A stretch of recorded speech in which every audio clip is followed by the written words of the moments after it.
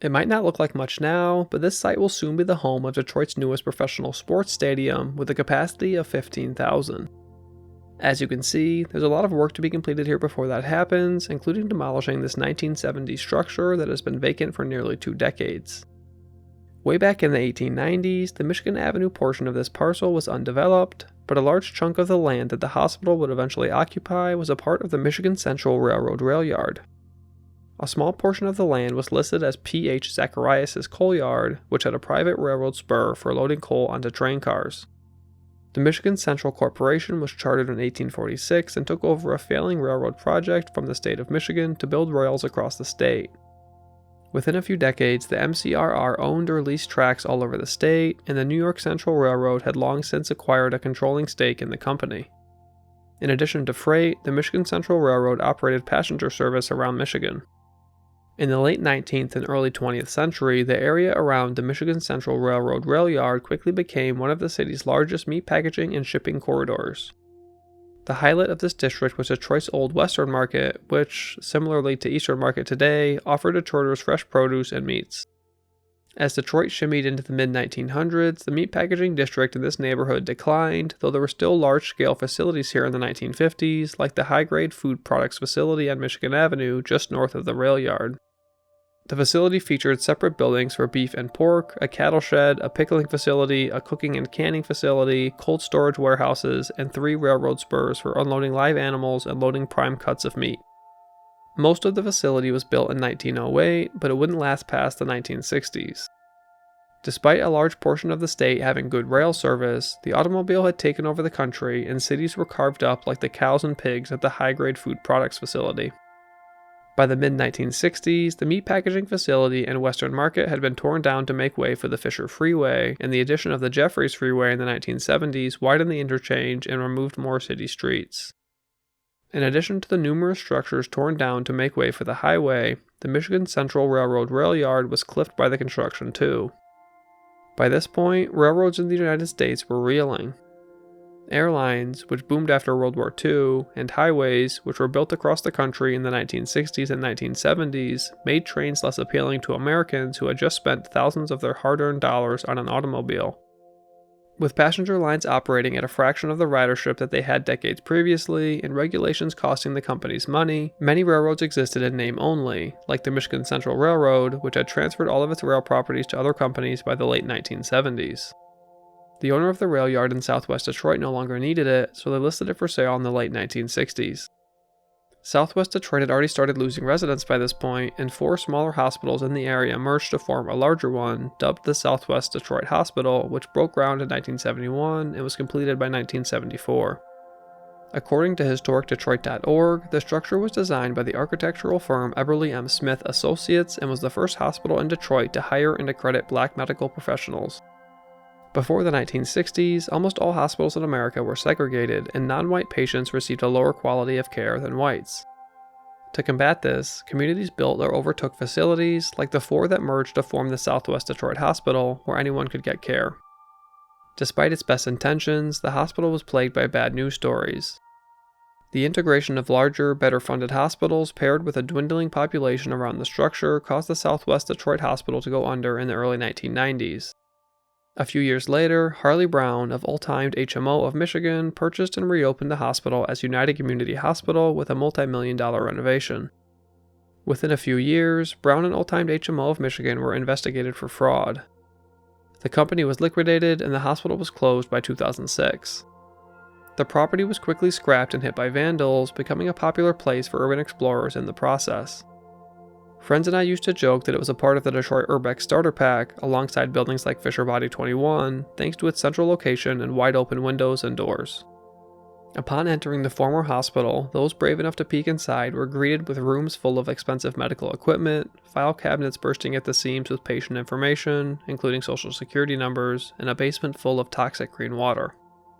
As the years went on, despite Detroit and Corktown's resurgence, the hospital continued to decay and became a magnet for graffiti because of its location next to 2 major highways. Eventually, Brown lost the structure for unpaid taxes, and Dennis Kefallinos purchased it at the 2016 tax auction for less than $8,000. Kefallinos is a property speculator with a portfolio that canvasses the entire city, and many, myself included, would call him a slumlord. Around this time, a small group of workers gutted the entire property's interior, a hallmark of Kefallinos' projects. According to historicdetroit.org, he listed the property in 2021 for a staggering $17.5 million. Everyone laughed, but then a new player entered the chat, Detroit City Football Club, to the tune of $6.5 million. DCFC, which was founded in 2012 and initially played at Cass Technical High School, has leased Keyworth Stadium from Hamtramck Public Schools since 2016 after crowdfunding money from fans to renovate the shuttered 1936 stadium. I've been a season ticket holder since 2016, and watching the club rise through the ranks at Keyworth has created some of my favorite sports memories.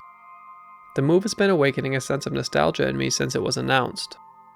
In 2016, as a newer fan, I remember talking with the old heads during the first season at Keyworth and hearing tales about how the new digs could never be like Cass Tech. I didn't understand, as I hadn't lived it. Keyworth Stadium is in the middle of a densely populated Hamtramck neighborhood, and you can walk from the stadium to reach restaurants, grocery stores, art galleries, and neighborhood watering holes. I often describe Hamtramck, a city almost entirely surrounded by Detroit that refused to annex into the Motor City, as looking and feeling like Detroit did in its heyday. Not that I was there. Detroit has been completely crippled by decades of population loss, and there are very few neighborhoods, if any, that resemble the Detroit of old or the Hamtramck of now. Despite the new stadium signifying progress for the club, the feeling of Keyworth simply can't be replicated at the new venue, which has been named after the club's title sponsor, AlumniFi. We all knew this day would come eventually, but that doesn't make it feel any less bittersweet. The new stadium, which will seek tax breaks for specific aspects of demolition and construction, will enable the club to grow, join the new top-tier USL League in a few years, and create new revenue streams to support the club, similar to how Keyworth Stadium did in 2016. The community benefits agreement is currently being hammered out by the club and neighborhood residents around this site, which is a key part of this process. Despite the club's fairly good track record, a CBA will give the neighborhood a seat at the table in discussions on the stadium and its future. This is especially important as the project will use some forms of taxpayer money. According to El Central Hispanic News, a local newspaper, at the last meeting, speakers urged the city and developers to prioritize scholarships, housing stability, and funding for local institutions that have long supported residents.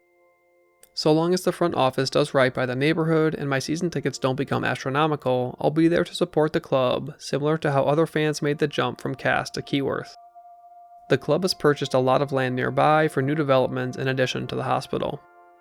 In July 2025, a man fell down an elevator shaft and died while exploring the abandoned hospital with friends in the middle of the night.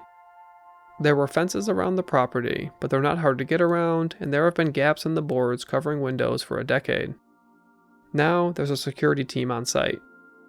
Demolition of the former Southwest Detroit Hospital will start soon, and I'm not that upset about it.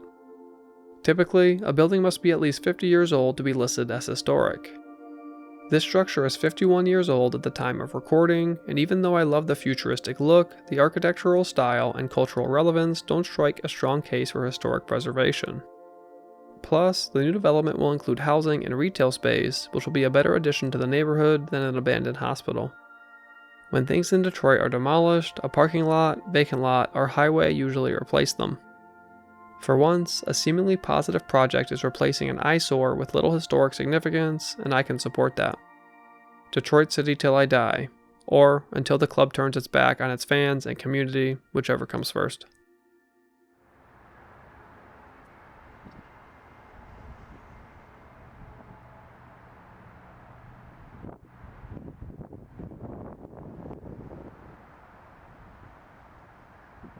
I'm curious if any of you have a special memory from Detroit City FC games, or maybe a special memory from this hospital.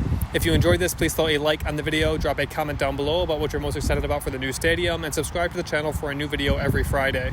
If you already subscribed and you want to support the channel, you can look in the description below to buy a t-shirt that I've designed or get a print from my print store. Until next time, this building matters, even if it's being demolished. I'm standing this way to try to block the wind.